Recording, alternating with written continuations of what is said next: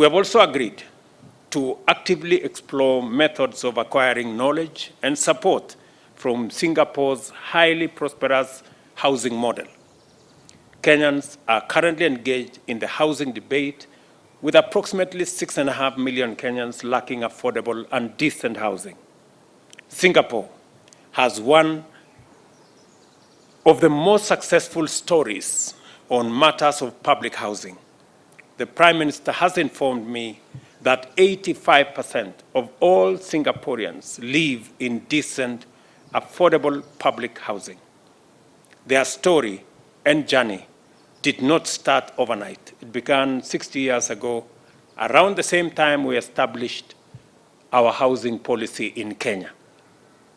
They took some hard decisions and made some sacrifices where they undertook mandatory savings, and the results are there for everyone to see. We are 60 years late in taking this bold step. 2 years ago, we celebrated our 30th anniversary of diplomatic relations, and our two countries cooperate and exchange experiences in areas such as governance, public service administration, urban planning, and livable cities. Our economic cooperation has been growing. Kenya is one of Singapore's important trading partners in sub-Saharan Africa.